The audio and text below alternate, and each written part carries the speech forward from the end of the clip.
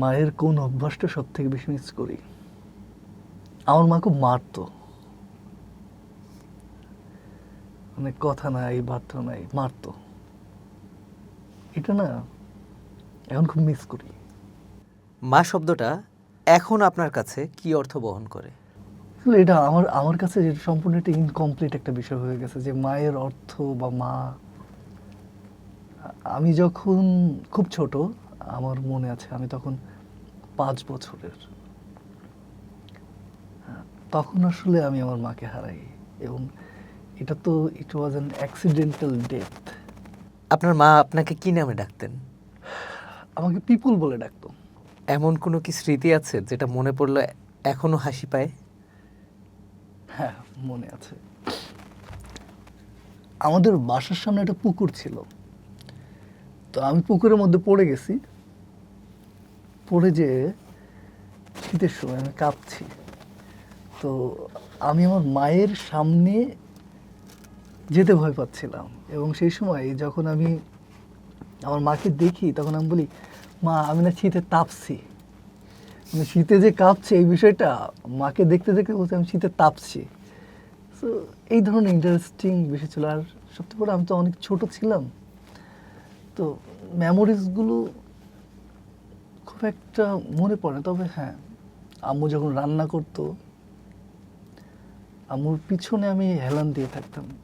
ছোটবেলায় মায়ের সাথে কাটানো সবচেয়ে প্রিয় মুহূর্ত কোনটা? প্রিয় মুহূর্ত তো না এটা, অ্যাকচুয়ালি খুব কঠিন মুহূর্ত।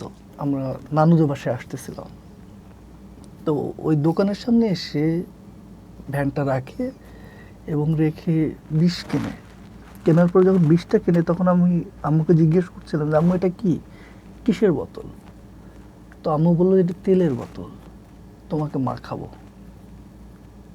এবং যখন আসলে উনি বিষটা খায়, তখন আব্বু তো ওপরে খাটের উপরে, তো আমি আব্বুকে বলতেছি,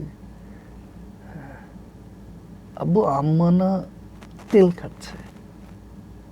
তো এই মেমোরিজটা আসলে মনে আছে। ছোট তো অনেক ভালো মেমোরিজ নাই, এই এই মেমোরিজটাই আসলে আছে। মা দিবস আসলে অনুভূতি কেমন থাকে? মায়ের তো স্পেশালি কোনো দিন থাকে না, প্রতিটা দিনই আসলে মা দিবস। আর যাদের আসলে মা থাকে না, তারা আসলে মা রিলেটেড প্রতিটা জায়গা থেকে নিজেকে লুকিয়ে রাখে। আসলে তারা ফেস করতে চায় না, ইনফ্যাক্ট আমি ফেস করতে চাই না। এমন কি কোনো কথা আছে যে জীবনের কঠিন সময়ে মায়ের বলা সেই কথাটাই সবচেয়ে বেশি মনে পড়ছে?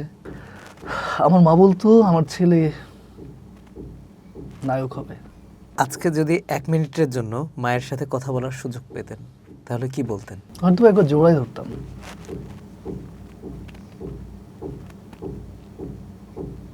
জিজ্ঞেস করতাম যে তুমি আসলে এই সুইসাইড করার মতো অ্যাটেম্প কেন নিয়েছিলে? নিজের সবটুকু দিয়ে আসলে উচিত মা বাবার খেয়াল রাখা। আর যার আসলে ওই যে কথা আছে না, দাঁত থাকতে দাঁতের মর্ম যে বোঝে না, তার থেকে অভাগা আর মনে হয় কেউ হয় না।